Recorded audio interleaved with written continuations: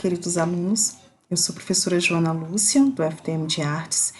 Estamos reunidos hoje para mais uma videoaula. Hoje falaremos da unidade 4, né?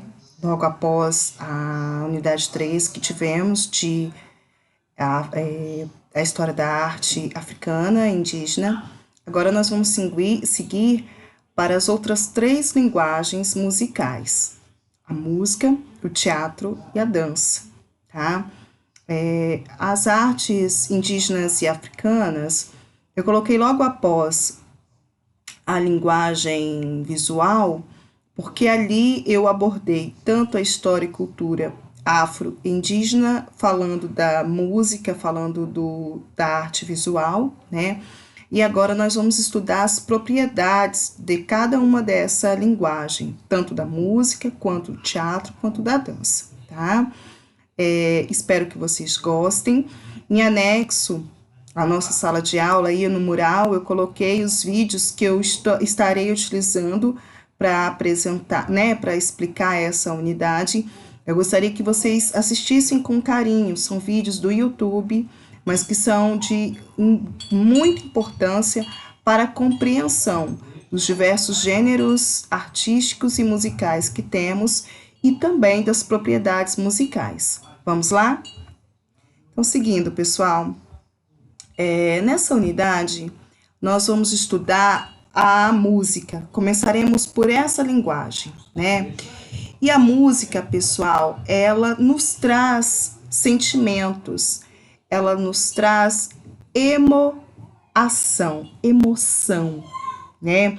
A música, uma mesma música, ela pode causar alegria em uns, nostalgia em outros, pânico, medo, raiva, alegria, bem-estar, uma mescelância de sentimentos que vai de acordo com a personalidade, com as ideias, com a cultura de cada indivíduo, né? E a música, ela é uma linguagem que se complementa a outras linguagens. Por exemplo, a linguagem cênica. O que é de um teatro, de uma novela, de um filme sem uma trilha sonora? Ele perde toda a graça, né? Toda a sua emoção. A trilha sonora, ela tem essa riqueza de dar detalhes, de fazer com que o telespectador se sinta dentro da cena, como também pode servir como um alerta.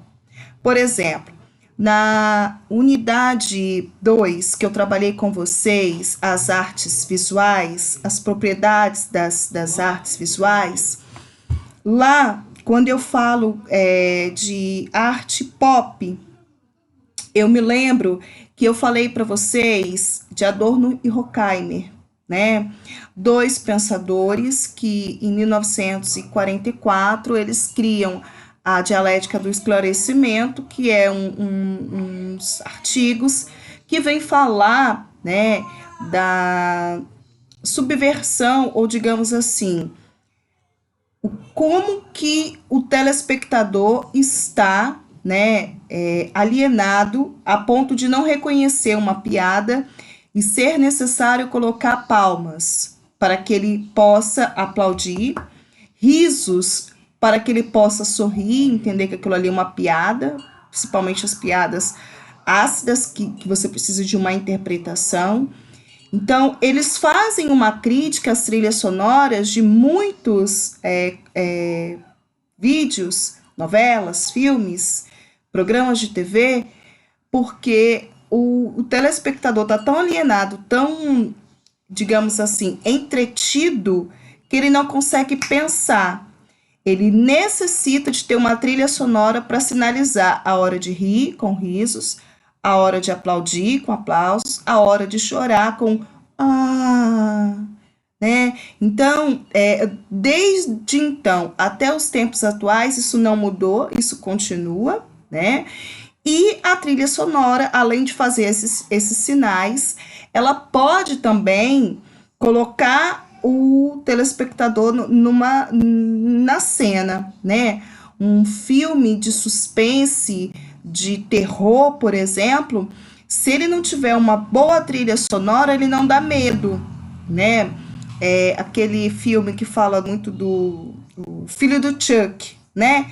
Ele deixa de ser um filme de terror e passa a ser um filme de comédia, principalmente pela trilha sonora em que ele tá, né? O bonequinho vai assustar e acaba sendo ridicularizado e todo mundo ri porque ele foi humilhado, né? Então, assim, a linguagem musical, ela tem uma série de importância para o ser humano, desde complemento a uma outra linguagem, desde ela por ela mesma, né?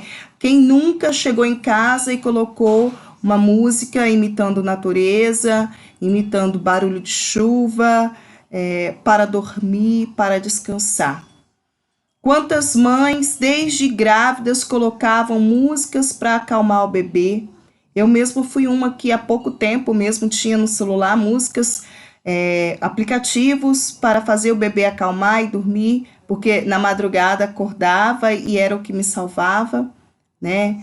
Então, a música, ela pode ser utilizada para várias funções.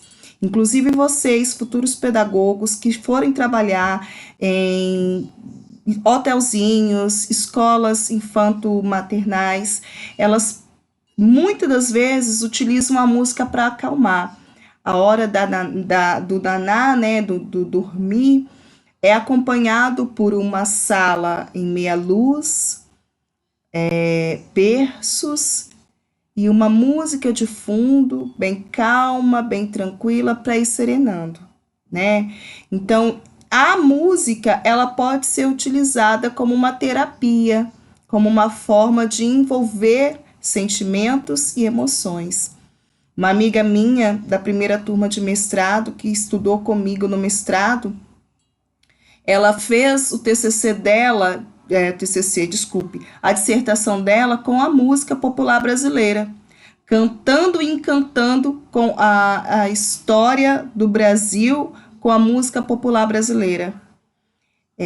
Ela teve bastante sucesso com essa dissertação. Por quê? Porque era algo novo, nunca ninguém tinha criado até então, e era algo que ela já fazia na sala de aula dela, utilizando a música para dar aula de história. Um outro professor de matemática que eu conheço aqui de Linhares utiliza a música clássica na hora de trabalhar matemática, na hora das atividades. Ele começa pela clássica, depois ele passa por diversos gêneros musicais, inclusive os gêneros que os alunos gostam. E eles discutem sobre isso, isso é muito legal, né? É quando o professor ele sai da sua disciplina e ele perpassa por outros saberes inerentes à formação intelectual, né, e cultural do ser humano, certo? Então vamos lá conhecer um pouquinho do nosso material? Eu começo o slide, pessoal, falando do ensino de arte com música, tá?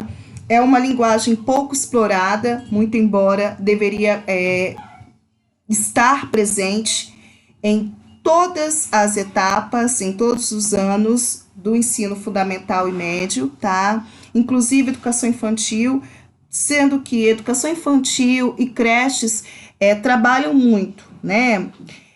A linguagem musical. E isso vai se perdendo com o passar dos anos, né? Dentro da educação básica. Isso não deveria acontecer. Olha só, pessoal, eu começo meus slides com esse vídeo, né? Não sei se vai rodar aqui, mas vamos tentar. É um vídeo, né, que vocês terão acesso depois. É o vídeo, um pequeno pedaço de um filme muito conhecido, né? Em que a trilha sonora, ela vai dar o contexto do gênero, né? Tem essa música que não tem nada a ver com o filme em questão. Vocês talvez não estejam ouvindo, né? Eu vou falando enquanto isso. São as cenas, né, do filme O Chamado, em que a Samara, né, sai do poço. E à medida que ela vai se encaminhando, né, dentro do filme para chegar até esse rapaz, o telefone toca, aquele carro fica desenfreado, louco, querendo chegar até ele. O telefone está tocando justamente para avisar para ele desligar essa televisão, sair daí, né? Então você tem barulho de telefone tocando, barulho de carro freando, acelerando. Você tem barulho de água, né? Todos esses barulhos vão criando uma atmosfera de pânico. E é isso a intenção de quem criou o filme. Para que quem esteja vendo se coloque nesse lugar desse rapaz. Olha, barulho de vidro quebrando, né? Todos esses sons em perfeita harmonia vai dar o suspense, o medo necessário para que se tenha num filme de terror, né? Então, geralmente, quando eu passo esse filme na aula, os alunos sofrem o mesmo pânico que o rapaz, né? Ai, professora, que medo, que pânico. Ai, por que a senhora fez isso? Para que vocês possam perceber o que a música é capaz de causar em nós. Desde sensação de alegria, de prazer, até mesmo de pânico, de medo, de angústia, de raiva, dependendo do som, né? Mas o que é som? Som, música, o que é o som, pessoal? O som, pela física, eu tenho som quando eu não tenho silêncio. Bobo isso, né? Mas é de fato verdade. Quando eu tenho períodos de pausa, né? Pausas de barulhos ou períodos de silêncio intercalados com barulhos, eu terei o som. Então, eu posso ter diversos tipos de som. Eu posso ter uma batucada, quando eu bato na mesa. Talvez vocês estejam ouvindo o meu sininho aqui, que o vento bate nele e ele batuca. Talvez vocês podem estar ouvindo ao longe meus filhos gritando, normal. Né? Mas o som, pessoal, ele é quando eu formo som, quando eu não tenho ausência de barulho, quando eu não tenho silêncio absoluto. E falar de silêncio absoluto é muito relativo. Não existe silêncio absoluto, tá? Aí o surdo, ele também não vive no silêncio absoluto. Ele consegue sentir pelo tato, né, pela vibração do chão, quando há barulhos ao redor de si. Quando tem um rádio ligado, por exemplo, vibra os objetos ao redor, o chão. Nós não percebemos, mas eles percebem, tá? Então, quando você está parado, 1 minuto de silêncio, por favor, aí no seu local onde você está agora. Você vai perceber, não passou 1 minuto, eu preciso correr. Você vai perceber que sempre vai haver um barulho na rua, no cômodo ao lado. E se ainda assim não houver um barulho, você vai ouvir os batimentos do seu coração, né? Pessoas que ficaram isoladas numa câmara, né, num local totalmente isolado de som, elas entram em pânico em pouco tempo, né? Então mostra que nós humanos somos acostumados com o barulho. E esse barulho, quando ritmado, ele vai originar o som, e esse som ritmado pode originar a música. Tá? Então o som, ele pode provocar em nós, assim como as pinturas, as cores, as telas, diversas emoções, como eu já disse. E esse som, ele vai acontecer, né? Ele acontece a todo tempo, a todo momento. O nosso ouvido, ele é capaz de perceber várias manifestações, né? Vários ruídos, vários sons ao mesmo tempo, tá? Nós temos diversos neurônios que vão capturar esses sons, né? E vão levar através do nervo acústico, esse nervo que está aí dentro do nosso aparelho, vai levar ao cérebro, e se o cérebro reconhece o som, ele identifica, você fica sabendo do que se trata, caso contrário, ele vai memorizar esse som, tá? Então, o som, pessoal, assim como a música e qualquer outro barulho, é capturado por este aparelho, esse aparelho auditivo, o ouvido humano, tá? Eu coloquei essa imagem para uma explicação bem simplista e elucidativa. Vocês não têm a obrigação de decorar isso. Isso é uma simples imagem para que vocês entendam o processo.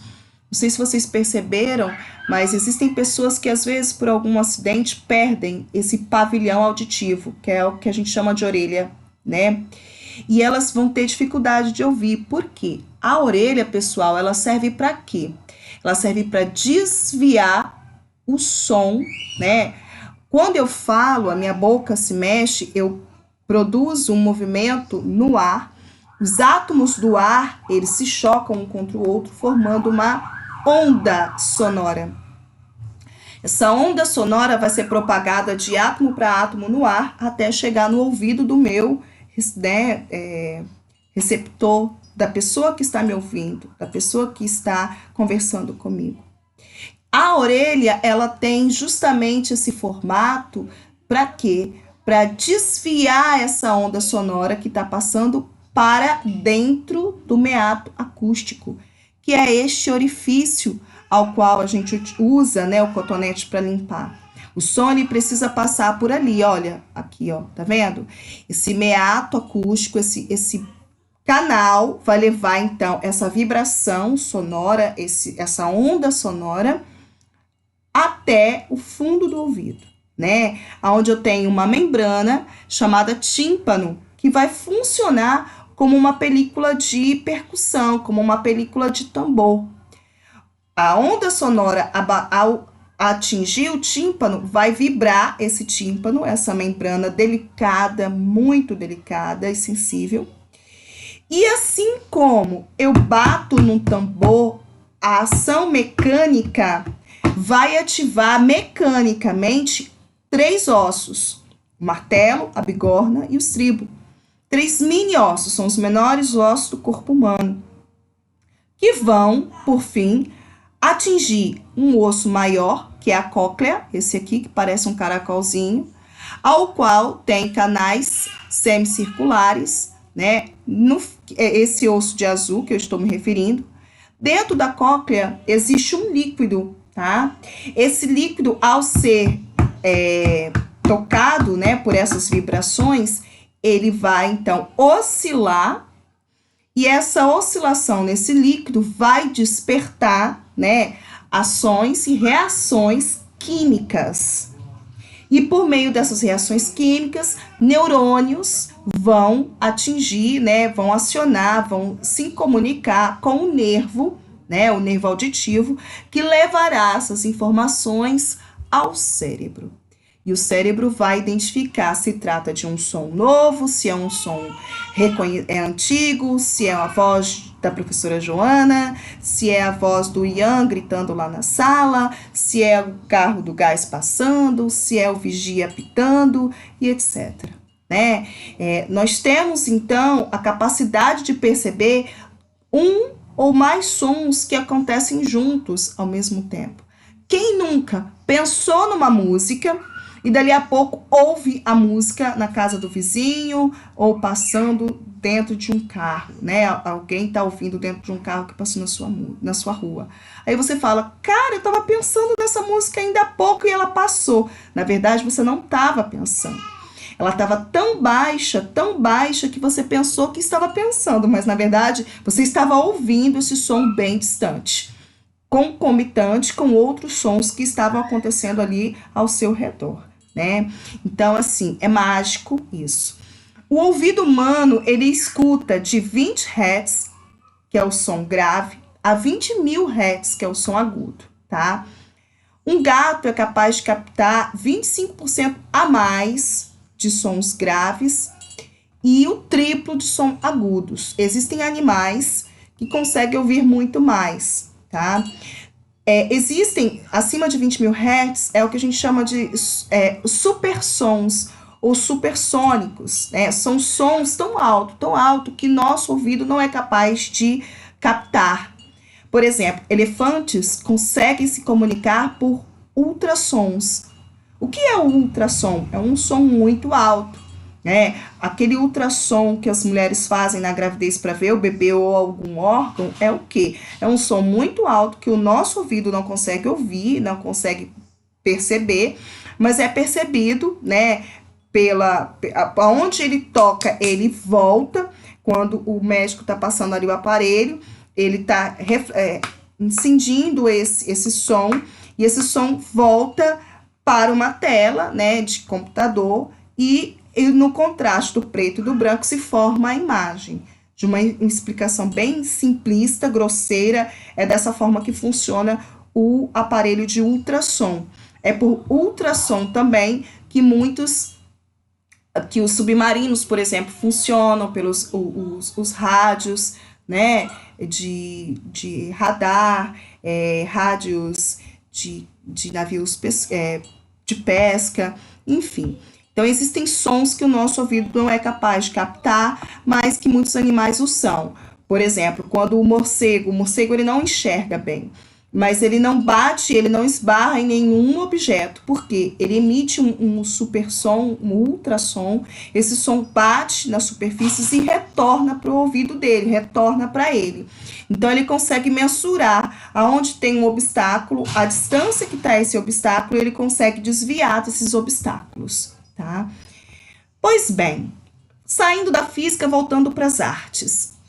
O que eu, quanto professor pedagogo, preciso saber sobre a linguagem musical? Primeiro, eu, Joana, não sou música, e você também não é, e você não precisa ser músico para trabalhar a linguagem musical. Primeiro ponto.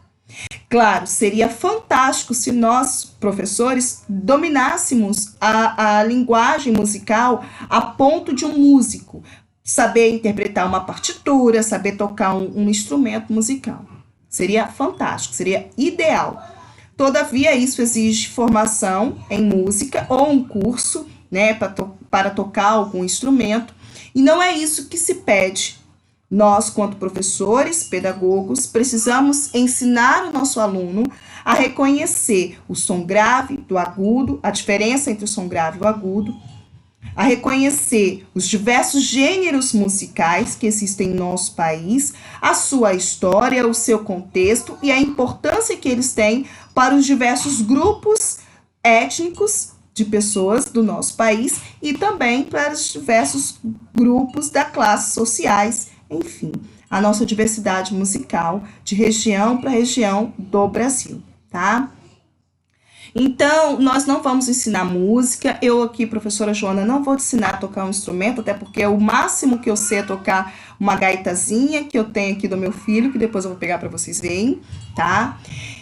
O que a gente precisa, então, é trabalhar os diferentes sons, músicas e canção, para que ele saiba o que é esses três, os diferentes ritmos, gêneros que caracterizam o Brasil, como eu já disse, apreciar e interpretar diversos gêneros musicais, o que aquelas músicas têm por trás daquelas letras, né? Estimular, né? Tem que editar aqui, agora que eu vi, ó. Estimular, tá? A fazer análises de paródias no contexto social, né? O que é uma paródia, como fazer uma paródia, a importância da paródia. As paródias, elas são importantes, né? Para a criança memorizar, por exemplo, um conteúdo. Porque memorizar, professora, cai em desuso, é antiquado. Não, não é, pessoal, tá? Não é antiquado, por quê? Porque eu precisei memorizar para aprender a ler e escrever. Eu precisei memorizar para aprender a reconhecer os números e aprender a somar, multiplicar, diminuir, subtrair e dividir. Então, eu preciso aprender um jeito legal de memorizar, um jeito lúdico, né? Para que memorizar? Para facilitar o meu ensino e também a minha aprendizagem, né? As paródias, elas servem para isso, para ajudar o aluno no processo de ensino-aprendizagem, tá? E nós, quanto pedagogos, quanto professores, educadores, precisamos incentivá-los a fazê-lo, para memorizar de uma forma mais pedagógica, mais lúdica, conteúdos e informações importantes. Usar a música, então, para o aprendizado, para aprender lições, conteúdos, para relaxar, né? Quando eu trabalho artes presencial na Faceri, com vocês eu tive só uma pequena oportunidade de fazer isso em poucas aulas, né? Logo no fim da sexta-feira, quando todo mundo está cansado, eu pedi atividades e vocês faziam um som de música. Mas eu costumo fazer isso mais vezes no FTM de arte, porque a música ela pode inspirar, ela pode relaxar, ela pode fazer com que o aluno se desestresse. E, de fato, as aulas que eu tive, poucas aulas que eu tive presenciais com vocês, eu tive uma presença significativa da maior parte de vocês até o fim. Parecia que vocês não sentiam o tempo passando. Essa, pelo menos, foi a percepção que eu tive. Houve já vários períodos que eu tive que falar assim, pessoal, ó, eu amo ficar aqui com vocês, mas a aula já acabou, vamos embora? Por volta de 10h30, por volta de 5h10, por volta de 11h30, né? Que o aluno continuou ali produzindo. Então, a música, ela consegue despertar em nós esse relaxamento, esse prazer, né? Essas emoções. E é isso que a gente precisa despertar no nosso aluno, tá? Então, olha só, pessoal, a prática do pensamento musical, né? Como eu já disse para vocês, segundo Santos, não existe o silêncio absoluto. Eu sempre vou estar rodeada de barulho, de sons. E aí, os sons, o som, a linguagem musical, ela tem propriedades que são altura, duração, intensidade e timbre, tá? Eu vou passar um videozinho para vocês que ele vai explicar isso de uma forma bem legal e eu preciso que vocês assistem ele até o fim. Eu só vou começar e depois vocês vão continuar aí na casa de vocês, tá certo? Então, meus queridos, esse vídeo, ele vai estar na sala de aula de vocês. Eu peguei no YouTube. E ele fala das 4 propriedades do som, né? Que todo som vai apresentar, tá? Que é altura, duração, intensidade e timbre. A altura é o que ele vai primeiro falar, né? Que é o que a gente chama de grave e agudo. É o que as pessoas chamam de fino e grosso, e que na verdade não tem nada a ver com isso, tá? De grosso e fino. Mas vamos ouvir o que ele tem a dizer. Duração, intensidade e timbre. Altura é se o som é mais grave, ou mais agudo. Nesse vídeo, ele consegue, na tecla do piano, mostrar pra gente o que é o som agudo, o que é o som grave. Tá? Aqui talvez vocês não vão ouvir na videoaula, porque o som vai sair da minha voz, mas geralmente quando eu abro o vídeo não sai na videoaula, infelizmente, né? Mas eu tenho aqui a flautinha, né, do meu filho, e eu vou tentar representar para vocês 2 sons e quero que vocês me acompanhem aí a diferença entre eles. O primeiro.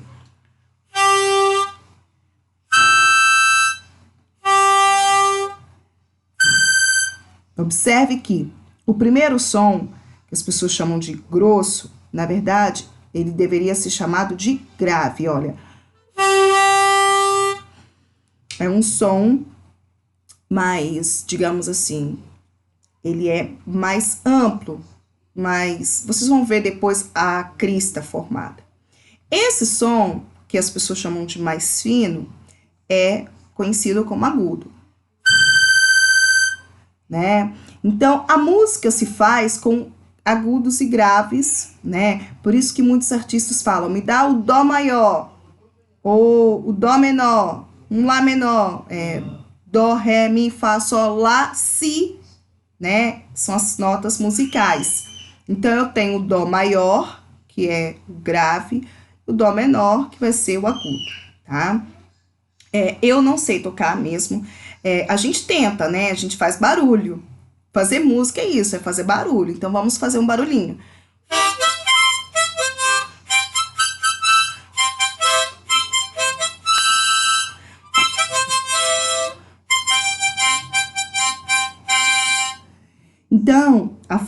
a gaita, ela é um instrumento musical que dá para a criança brincar, assim como a flauta.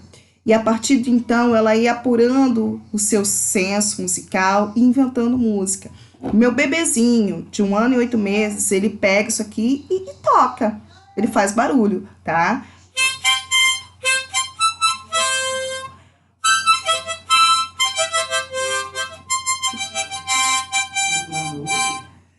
E é assim que a gente brinca de música.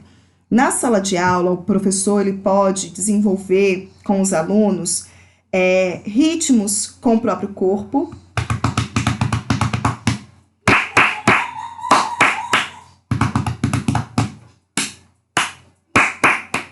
Vários ritmos entre grave e agudo. Até mesmo com objetos, como certos professores fazem. Crianças brincam na rua com latinha. Tem um vídeo bem legal que eu vou mostrar para vocês que isso acontece. Para a criança aprender a fazer música. Fazer música é harmonizar sons, né? Então, o grave e o agudo. Vamos para a parte prática, né? Um animal de som. Vamos pegar aí um canarinho cantando. É um som grave ou agudo? Acertou para quem disse agudo. O rugir de um leão. Acertou quem disse grave, né? Eu já passei por tratamento de voz e fiz sessões, né?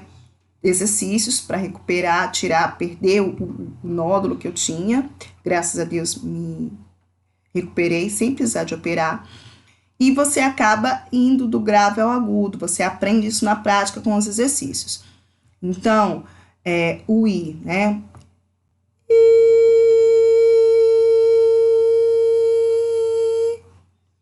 Eu fiz um I agudo. Diferente de um I grave.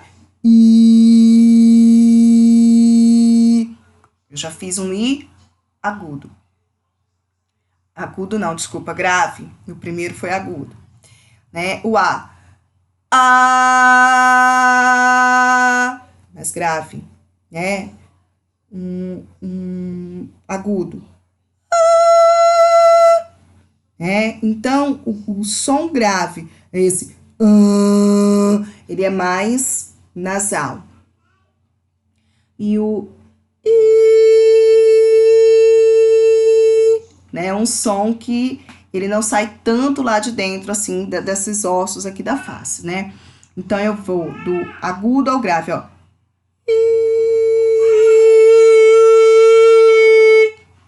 Ou do grave para agudo.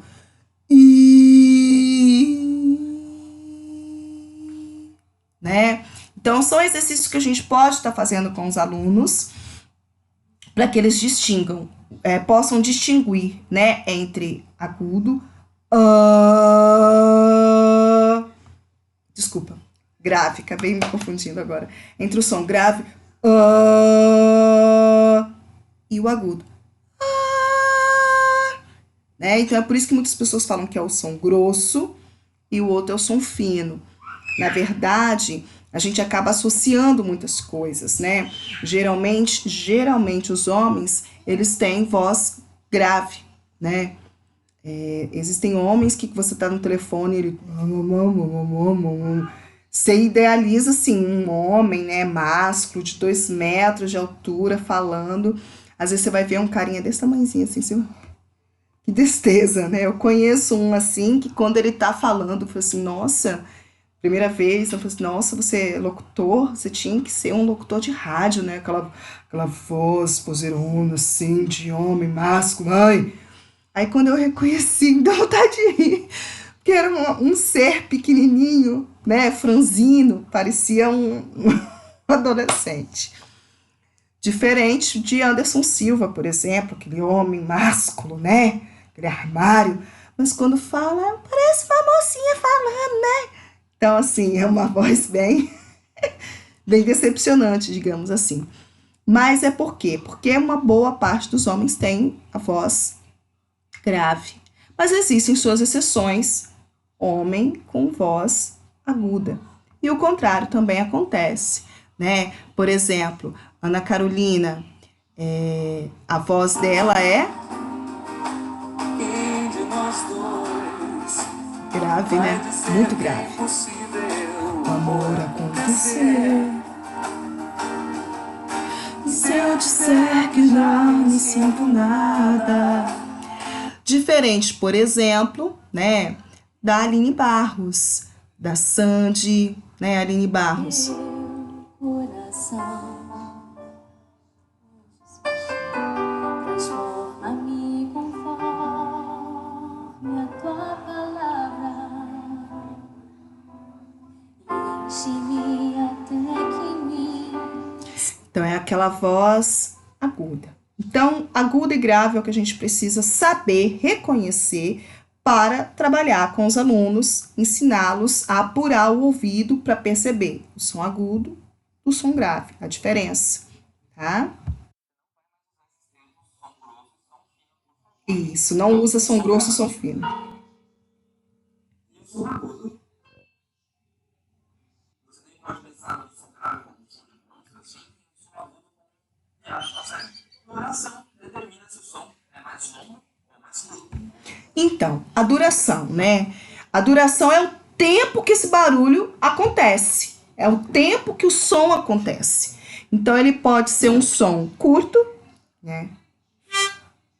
Ou ele pode ser um som longo. Durou mais tempo, né? Um som longo.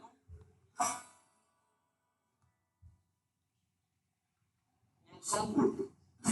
Para Né? falar em intensidade, a gente pensa se um som é mais forte ou mais fraco do que outro. Isso tem a ver principalmente com o barulho. Então, pessoal, a intensidade nada mais é do que o volume, tá? Então, colocando aqui de novo a Aline Barros, ó. Se ache só a ti, então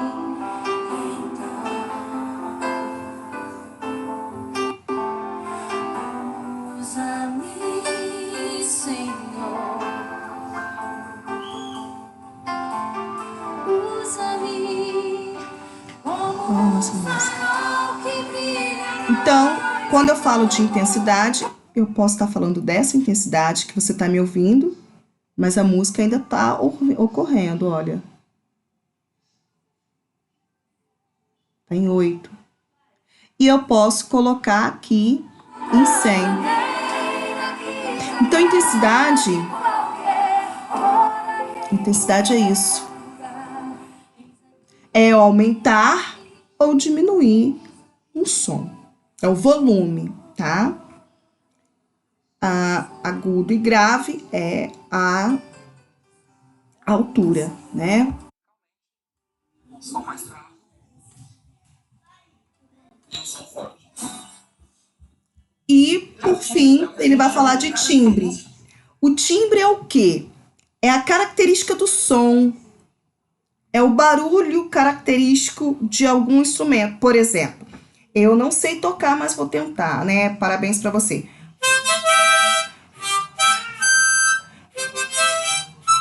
Não dá certo. A tia não sabe. Né? Mas, por exemplo, eu posso pegar a música Brasileirinho e tocar ela no cavaquinho, no piano, no contrabaixo, num violão, no violino, numa flauta. Em diversos instrumentos que eu tocar, você vai saber que é música Brasileirinho. Por quê? A música, ela é uma combinação de notas musicais. Então, a partitura, ela vai dizer se é dó maior, se é dó menor, se é ré maior, se é ré menor, se é o lá, se é o si. Então, a pessoa, ao interpretar aquela partitura no instrumento que ela tá, você identifica a música, a canção.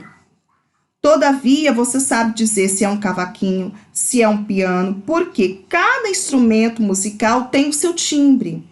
O timbre caracteriza a pessoa ou o instrumento musical. Por exemplo, vocês sabem que isso é uma gaita, porque o barulho dela é típico dela. Você pode até pensar, se equivocar com uma sanfona, por exemplo, que são bem parecidos, né? Mas você jamais confundiria a gaita com, por exemplo, uma flauta, como, por exemplo, um piano, como, por exemplo, um violão. Porque eles possuem barulhos, né, sons distintos, timbres distintos. A minha voz me caracteriza.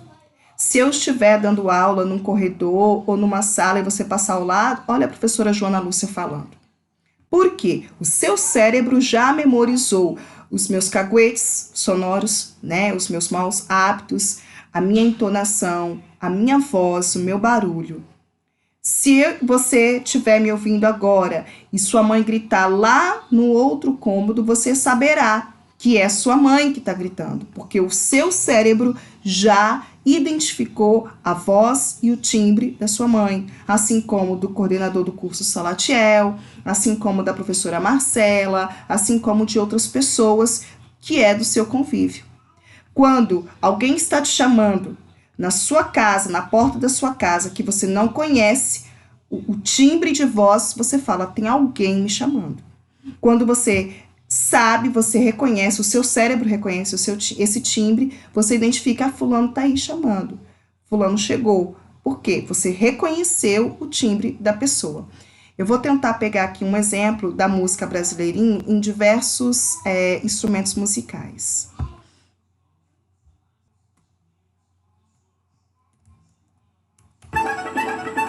Então, vocês estão ouvindo a música brasileirinho, né? Numa gaita. Coisa que titia não sabe fazer, tá? É uma gaita. Agora, veja a mesma música nesse instrumento. Não é a mesma música. Pera aí que agora começou. Na verdade, existem outros instrumentos aí. Consegue identificar? Eu tenho ali um cavaquinho, né? É a mesma música. Olha na flauta. Olha não, ouça na flauta, né? Começa aí com uma percussão. E depois um tambori até chegar à flauta.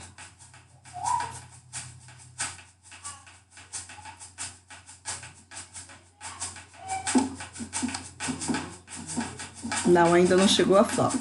Ainda tá num tambor. Olha, na flauta.